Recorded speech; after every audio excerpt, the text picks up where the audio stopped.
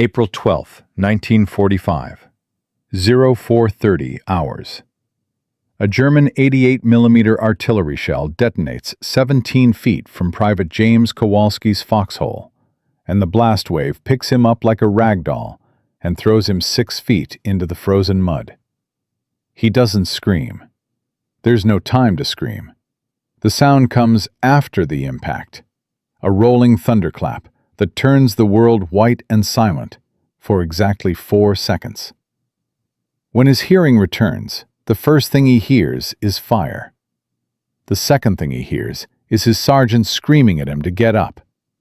The third thing he hears, cutting through smoke and chaos and the distant rattle of German MG-42 machine guns, is something that makes every man in that foxhole go completely still. A jeep is coming down the road, not retreating, not turning around, coming forward, toward the guns, toward the fire, toward them. And standing in the back of that jeep, one hand gripping the windshield frame, 3 silver stars gleaming on his helmet, even through the smoke, is General George S. Patton, 3rd Army Commander, 400,000 men under his direct authority, the most feared American general alive. Driving directly into an active artillery engagement that his own headquarters believed was 300 miles behind him. Kowalski would write home to his mother in Pittsburgh 3 days later. He said, and I quote the letter exactly as it appears in the 3rd Army archives, "Mom, I saw something today that I don't think I can explain. The man who commands this whole army showed up in our foxhole like he belonged there, like it was the most natural thing in the world. And after he left, we took that town in 40 minutes. We'd been stuck there for 3 days." That town was Zwickau, Germany. The date was April 14, 1945. And what happened in the next 26 days would become the most debated episode of command leadership in American military history. 31 days before that shell landed near Kowalski's foxhole, the strategic situation facing the Allied command in Western Europe was severe in ways that the history books don't fully capture. By March 1945, the Allied advance had slowed dramatically. The Rhine had been crossed at Remagen in early March, but German resistance was stiffening in the interior.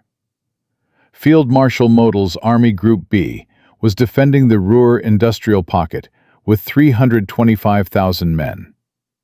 General Kesselring had taken command of German forces in the south and was organizing defensive lines along every major river obstacle between the Rhine and Berlin. British Field Marshal Montgomery was maneuvering in the north with characteristic deliberateness, which is to say, slowly. The race to end this war was not yet won, and men were dying every single day to prove it. The casualty figures for March 1945 alone tell a story that the victory celebrations later obscured. American forces suffered 48,000 casualties in 31 days. That is roughly 1,500 men every day, killed, wounded, or captured at a rate that was actually increasing as German forces consolidated their defenses.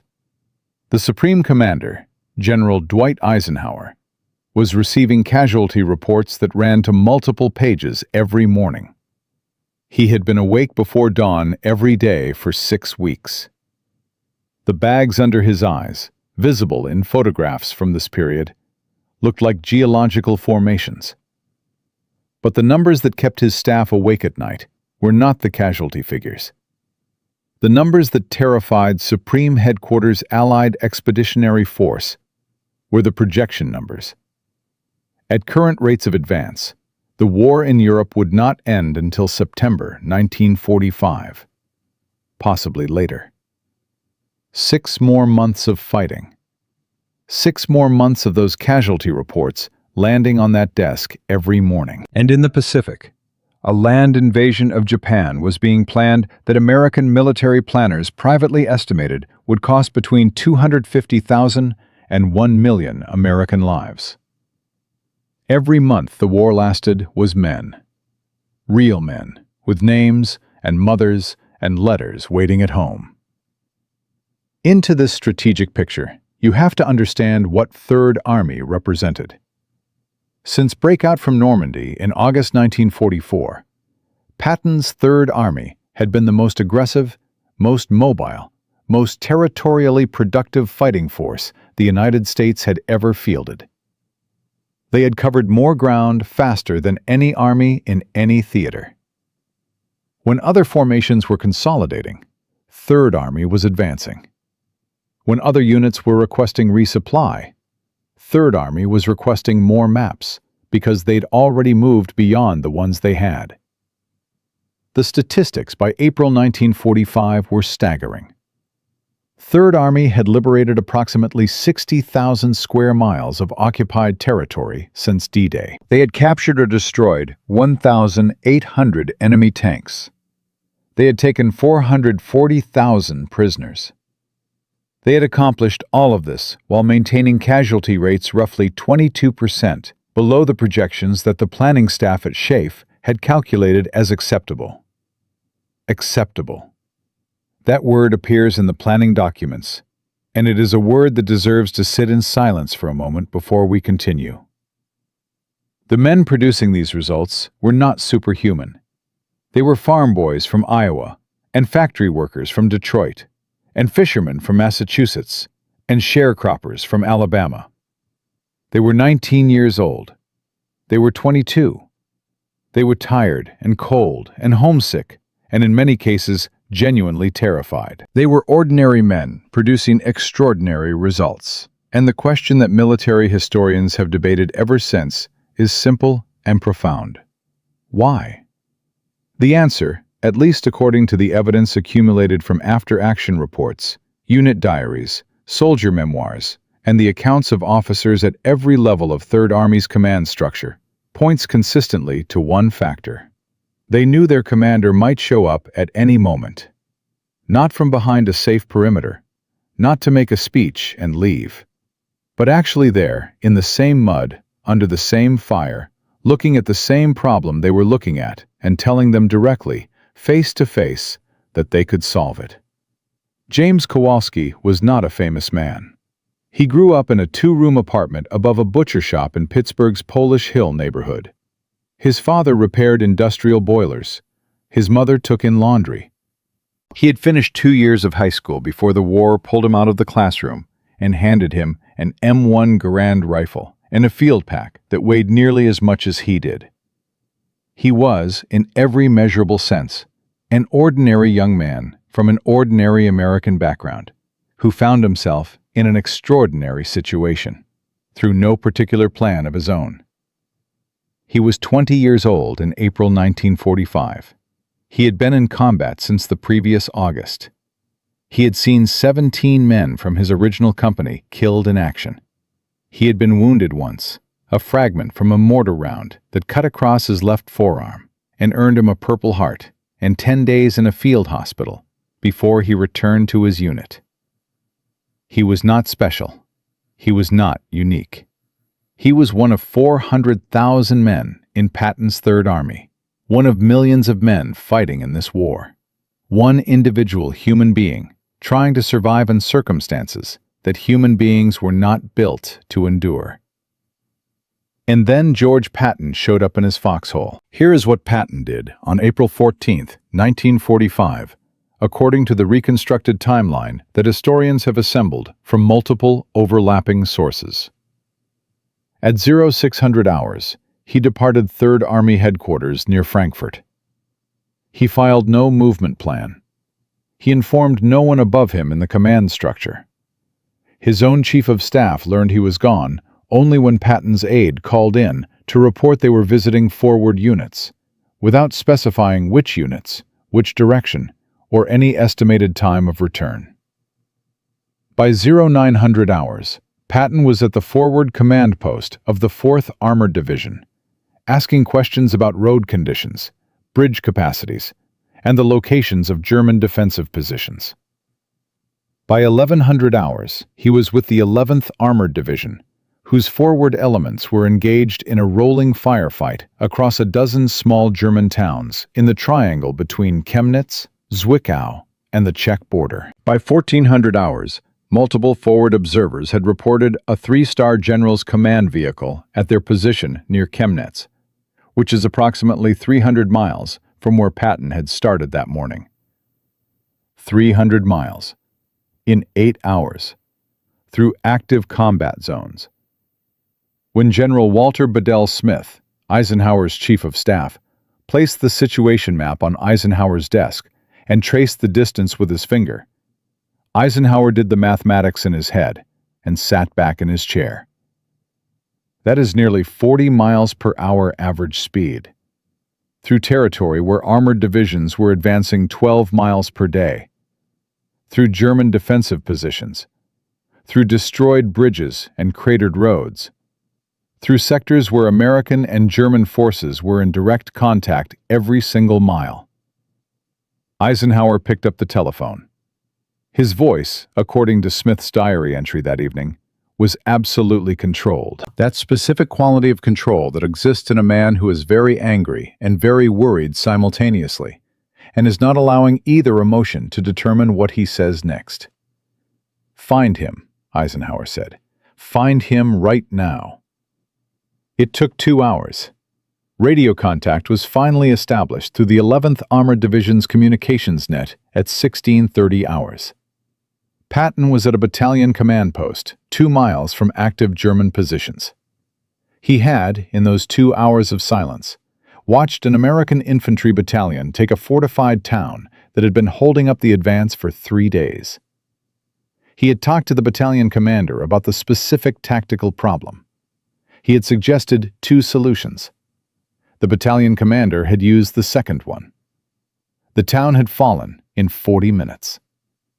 Private James Kowalski had been in that battalion. Eisenhower's conversation with Patton over that radio channel lasted 11 minutes, and both the substance and the tone of what was said have been reconstructed from multiple accounts, including Smith's diary, the 11th Armored's communications log, and Bradley's memoir. Eisenhower laid out the violations with the precision of a prosecuting attorney. 8 hours, 300 miles, no movement plan, no notification, no radio contact. 2 core sectors crossed without informing their commanders. The entire senior staff of 3rd Army and 12th Army Group left without any information about the commanding general's location. And you are the 3rd Army commander. You are responsible for 400,000 men. If something happens to you, your entire army loses command continuity. Patton's response was recorded in the 11th Armored's communications log. His voice was calm, almost conversational. He said, "I was visiting my forward elements, Ike. That's what an army commander does." The official reprimand was delivered in writing the following morning. Eisenhower signed it personally. Unauthorized movement into forward combat areas. Failure to file movement authorization with 12th Army Group. Failure to maintain radio contact with higher headquarters. Violation of theater command protocols for general officer security. Patton received the reprimand, read it, signed the acknowledgement copy, and handed it back to his aide. Then he picked up his map and left his headquarters again. What happened next would force Eisenhower to confront a problem that no amount of paperwork could solve. Because over the following 4 days, Patton disappeared 3 more times.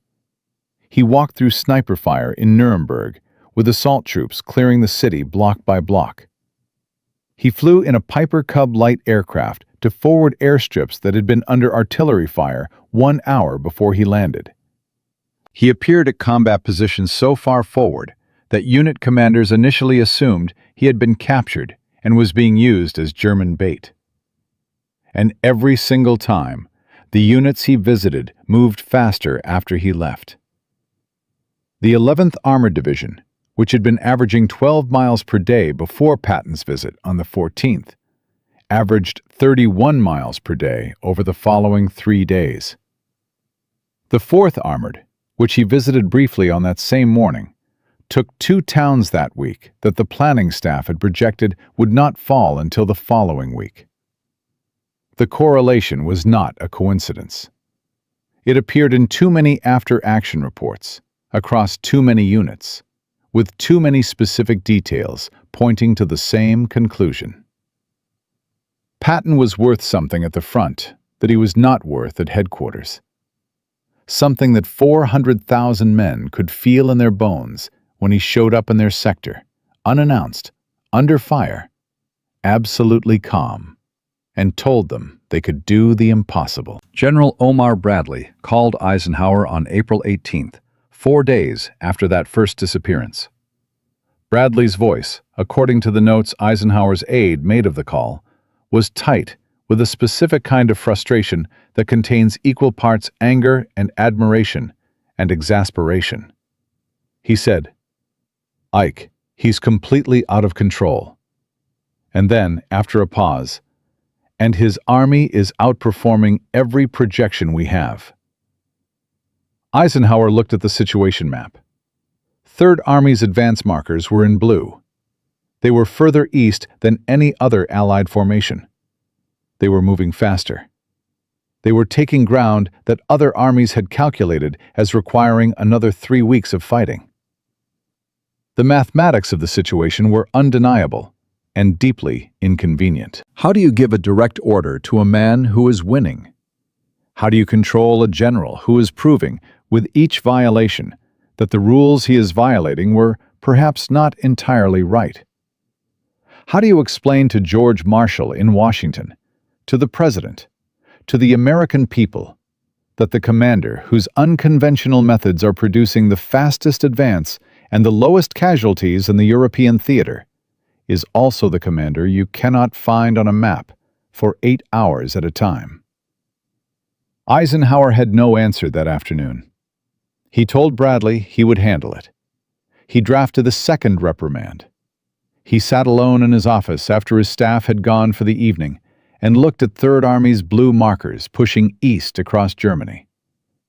And he understood that he was about to have the most important and most difficult conversation of his entire command. Because on April 22nd, Patton did not just disappear from his headquarters. He disappeared into enemy territory. And this time, the Germans knew he was there. And what happened on the east bank of the Danube River in the hours that followed would force Eisenhower to fly to Third Army headquarters in person, sit across a map table from his most brilliant and most impossible subordinate, and say words that no supreme commander had ever spoken to a field general in the history of this war. In Part 2, we will cross that river with Patton, see exactly what he found on the German side. Watch Eisenhower's face when he learns his best general has been in enemy territory for 7 hours, and hear the conversation between 2 men that changed how the United States Army thinks about command leadership to this day. 7 days. That is how long Patton had been disappearing and reappearing across the Third Army front before Eisenhower finally did something he had not done in over a month. He got in a plane and flew to confront his best general in person. 7 days, 11 unauthorized movements, 7 official reprimands, and a Third Army that was advancing faster than any military force in the European theater had moved since the fall of France in 1940. That was the impossible situation sitting on Eisenhower's desk on the morning of April 23, 1945. And it was about to get dramatically more complicated, because 24 hours earlier, Patton had not just disappeared from his headquarters. He had crossed the Danube River into German-held territory and spent 7 hours alone on the enemy side of a contested river crossing, while Supreme Headquarters Allied Expeditionary Force prepared contingency plans for the potential capture of the most famous American general alive. The call that reached Eisenhower's headquarters at 1400 hours on April 22nd came from Third Army's Chief of Staff, and his voice carried the specific quality of a man who is trying to remain professional while simultaneously experiencing something close to panic. General Patton had departed headquarters at 05:30 that morning. His stated intention was to inspect river crossing sites along the Danube, which was the next major obstacle in Third Army's advance. By 1200 hours, he had vanished. No radio contact. No visual sightings. No position reports from any unit along his last known route. The 11th Armored Division was in heavy contact with elements of the German 11th Panzer Division along the river. The Danube had not been crossed in that sector. German forces still held the east bank. Eisenhower looked at the map. He picked up the phone. He called Bradley. He said very little. By 1600 hours, the reports coming in from forward units were producing a picture that nobody at SHAEF wanted to believe. A reconnaissance team from the 11th Armored reported a 3-star general's jeep on the east bank of the river. The 90th Infantry Division's Signals Intelligence Unit intercepted German radio traffic mentioning an American general's vehicle spotted in Regensburg. On the German side, an air reconnaissance flight reported an unidentified Allied command vehicle in a sector marked as enemy-controlled. Bradley got on the line with his voice dropped to a register that Eisenhower had never heard from him before. "If the Germans realize Patton is across that river," he said, "they will divert significant forces to capture him. An American Army commander as a prisoner would be worth 10 divisions to their propaganda machine." Eisenhower said nothing for 4 seconds. Then he said, "Find him." For 2 hours, nobody could. The east bank of the Danube in that sector was 8 miles of frontage. He could be anywhere. Chief Operations was drafting contingency plans for a potential capture scenario. Intelligence was monitoring German communications around the clock. Bradley was preparing orders for a combat search and rescue operation. And then, at 1730 hours, radio contact was established through the 12th Corps communications net, and Patton's voice came through completely calm, as if he were reporting from a staff meeting. "I am on the east bank of the Danube, approximately 3 miles upstream from the 11th Armored's position. Found an intact bridge. Germans abandoned it. Must have been in a hurry." The 12th Corps communications officer stared at his radio equipment for a moment before he responded. "Sir, you were on the German side of the river during active combat operations." Patton's reply was recorded in the radio log verbatim. "Not for long. I am bringing the engineers up. This bridge can support armor. 12th Corps can cross here at first light tomorrow instead of forcing an opposed crossing downstream." What the after-action report, filed by 12th Corps engineers, would later document was this. Patton had personally walked across a partially destroyed bridge under sporadic German small arms fire to inspect its structural integrity. When the engineers told him it could not support armored vehicles, he moved upstream along the east bank through German-held territory and found a second bridge that was intact. He then radioed 12th Corps to redirect the 11th Armored Division to the new crossing site. That bridge saved 12th Corps 3 days of fighting and an estimated 800 casualties from an opposed river crossing. He had been in enemy territory for 7 hours, alone except for his aide and his driver. Eisenhower boarded a plane the next morning. He found Patton in his command tent at 0800 hours on April 23rd, studying maps of the advance beyond the Danube. Third Army had crossed at first light, exactly as Patton had arranged, from the German side of the river. They were already 15 miles beyond the crossing, a week ahead of schedule. Eisenhower sat down across the map table. His face was controlled in the way that a man's face is controlled when he has been awake since before dawn, rehearsing what he is about to say. He laid out the violations in sequence. April 14th, 8 hours missing. 300 miles unauthorized movement. April 16th, walking under direct sniper fire in Nuremberg with assault troops. April 18th, landing at unsecured forward airstrips in a reconnaissance aircraft. April 22nd, 7 hours in German-held territory. "Bradley wants you relieved of command," he said. "Marshall is asking direct questions. I have a file of incident reports from the last 9 days alone, and honestly, George, I am running out of ways to defend you." Patton did not apologize. He stood up and walked to the large situation map on the wall. He pointed to the blue markers showing Third Army's positions. "Because when soldiers see their commanding general at the front," he said, "not 300 miles behind the lines in some comfortable headquarters, but right there in the mud and the fire with them, they believe they can do the impossible. They don't see an old man in a clean uniform giving orders from safety. They see their commander sharing the risk, and they fight harder because of it." Eisenhower stood as well. His voice was quiet and intent. "I understand that, George. I do. But you are not just any officer. If I lose you to a random artillery shell or a sniper's bullet in the final weeks of this war, Third Army stops.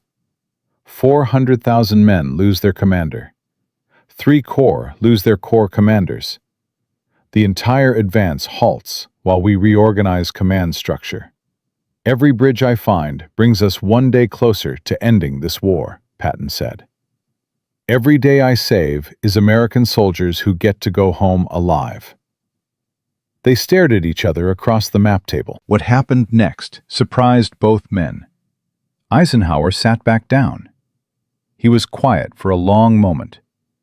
When he spoke again, his voice had changed. The prosecutorial precision was gone. What remained was something older and more honest. He said, "You know what the real problem is, George. You are actually right. Your men do fight harder when you are there. 12th Corps took that bridgehead in half the projected time. The 11th Armored pushed 40 miles after you visited. Even Bradley admits your units consistently outperform every projection we have. Your presence makes a measurable difference in combat effectiveness." He paused. Then he said the thing that no supreme commander had said to a field general in this war. "But if you get killed finding another bridge, Third Army stops. 400,000 men lose their commander in the final weeks. So I am going to ask you one question, and I want you to think carefully before you answer. Is that bridge worth that?" Patton met his eyes. "Every bridge I find brings us one day closer to the end. Every day I save is American lives that get to go home. Yes, that is worth the risk." Eisenhower nodded slowly. "Then I am going to say this once and only once. Stop getting yourself killed. I cannot win this war without you. But I also cannot explain to George Marshall, to the President, or to the American people why I allowed the Third Army commander to conduct personal reconnaissance in enemy territory. You want to lead from the front? Fine. Take a security detachment, file movement plans, notify your chain of command, stay in radio contact. Can you do that?" "I will try." "Don't try, George. Do it. That is an order." Eisenhower walked to the tent entrance. He stopped. He did not turn around. "For what it's worth," he said, "that bridge you found? 12th Corps crossed with minimal resistance. They are advancing toward Linz. You saved lives yesterday. Just don't throw your own away doing it." He left. Patton stood alone in the command tent, looking at the blue markers stretching across Germany. He knew Eisenhower was right about the risk. He knew it as clearly as he had ever known anything. And he also knew, with equal certainty, that knowing it would not change what he did tomorrow or the day after. That night, according to Martin Blumenson's reconstruction from Patton's diary, he wrote 4 sentences before he went to sleep.